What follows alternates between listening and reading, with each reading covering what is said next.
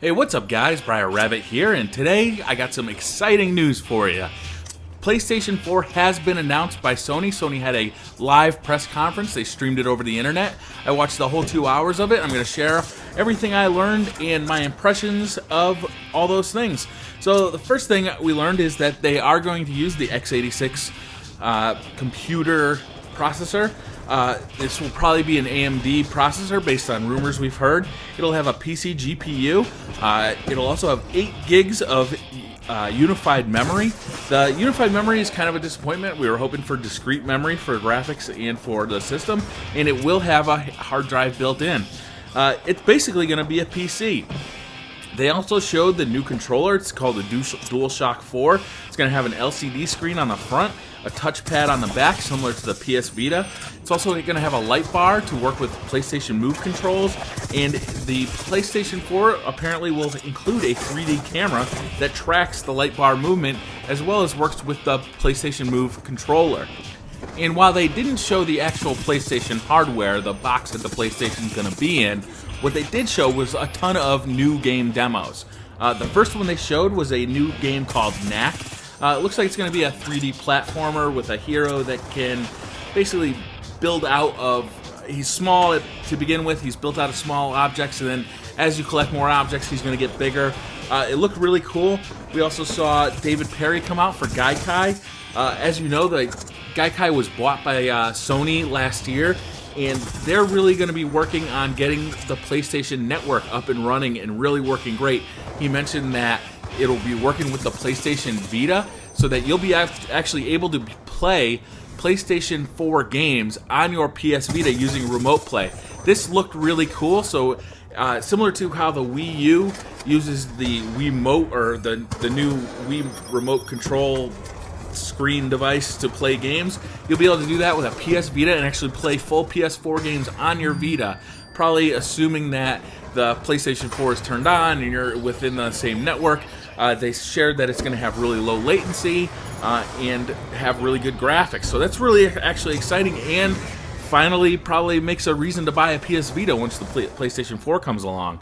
I thought that was very exciting.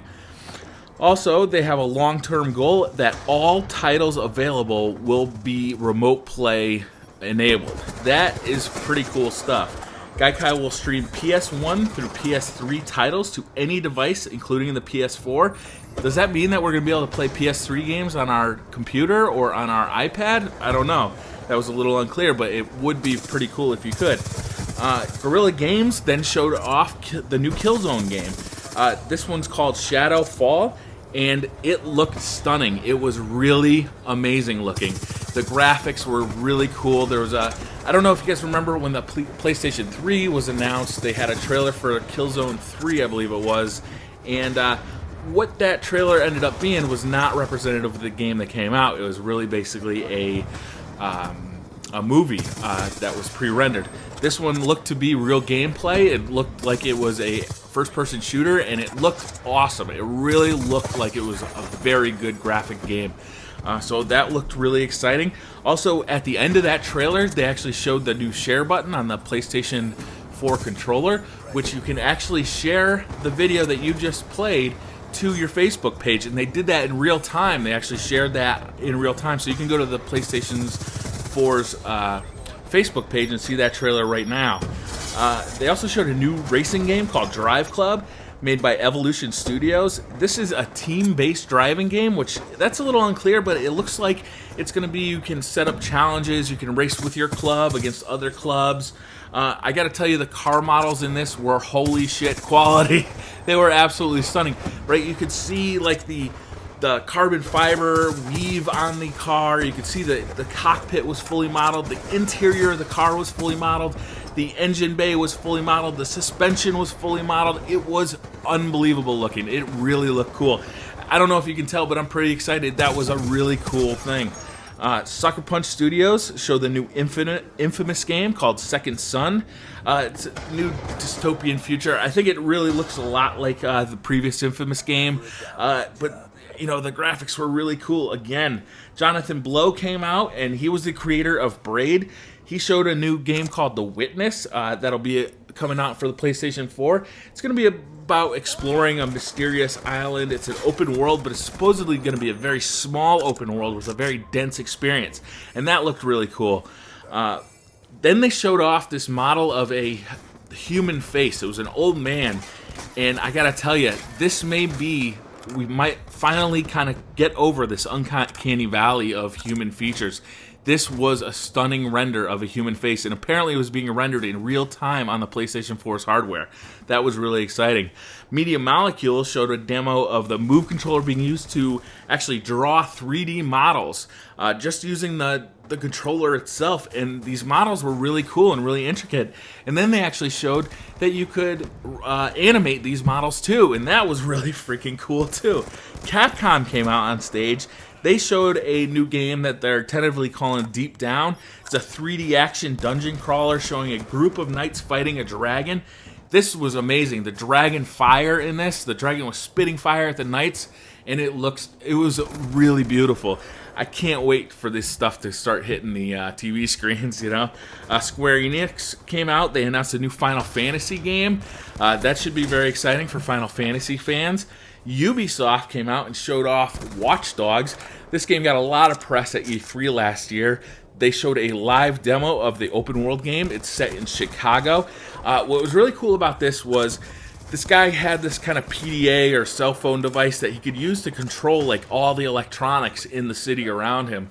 So, for instance, he was able to look at a dude, see that he was a convicted felon. It looked like he was going to rob a girl. He stopped the robbery, but the police started chasing him. So he's able to stop a train, hop on the train, and get the train going again.